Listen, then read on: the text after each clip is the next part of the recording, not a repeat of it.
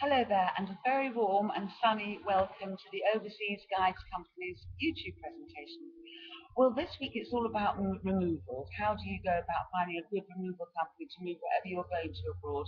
With more and more British people actually moving all over the place these days, there's a good choice of removal companies to help you.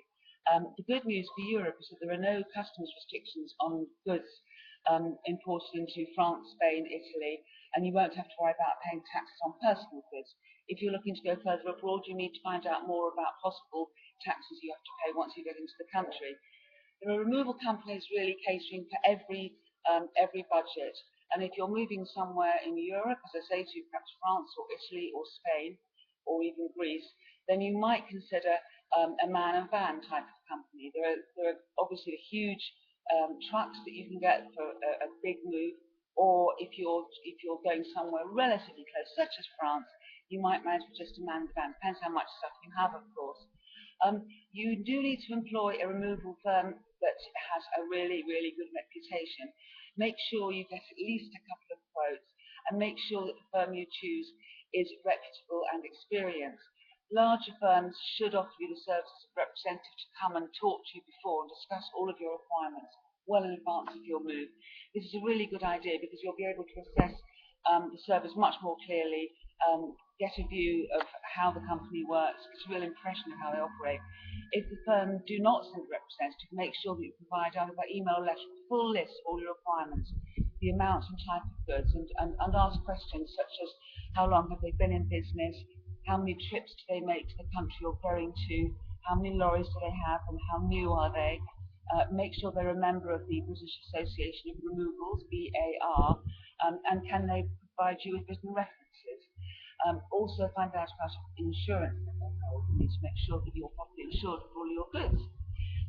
The larger firms may well be a bit more expensive, but it is well worth comparing quotes before committing yourself. Also, if you have a definite date for your move, you may find a company will be able to help you with a good price by slotting you in with other removals. Their criteria mainly is to keep their lorries on the road after all. It's essential for their business. So you may be able to strike a bargain if they can fit you in alongside and slot you in next to somebody else. As well as considering the price, though, you need to know the service you're receiving is good. So do your homework on that one. Ask around, if possible, see if you can even speak to some of their previous customers to see how they've got on. You can search for removal companies online in various overseas guides and books in stores. You can often tell a fair bit by the state of their vehicles too. Have a look around. You see often lorries on the road. If they're clean and tidy and fairly new, you can be sure that the company takes a good pride in its service. But since there's a fair amount of competition, with the above preparation, you should be able to really take a view and get a removals firm that will not only serve you well, but you will not break the bank for all the rest of the things that you have to fork out for when you're considering moving. Following on from removing your goods, though, it is now a wonderful time to declutter your home. My advice here is to be fairly ruthless. You'll be surprised to find that you don't actually need a great deal of what you have. We all have drawers full of items that we might need one day, but we never actually do. What I think you should do is to take the bull by the horn, sit down and get yourself organised with three different piles. Things that you know you want to definitely keep, things that you can give to a charity shop, and things that you can throw away. This is a process which is actually very hard to start. You kind of put it off. I find I've done that lots of times. But what you'll find is once you have got started, it's a great feeling because you really feel as if you're in control. You're decluttering your material goods, but you're also sort of decluttering your brain and your mind as well. You'll feel yourself it's a certain sense of relief in, as I say, being in control and being having a lighter load as well. After all, you're starting a new life abroad. There are shops where you're going to be going, and it's quite nice to start afresh. As I say, simply by clearing stuff out physically will give you a good effect mentally. A very quick story here. I had a very big house fire some years ago with my family, which we all survived. It was very serious. We lost about 75% of our belongings.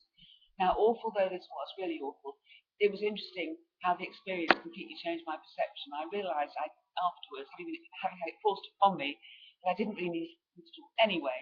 And I clearly remember going to buy a pair of jeans and not really caring how they looked or the size or what make they were. It was just simply a question of having to have something, and that was a really good lesson. And ever since then, I've learnt by that, and I don't store things up anymore. So as I say, it was forced upon me, but I think it's good advice generally.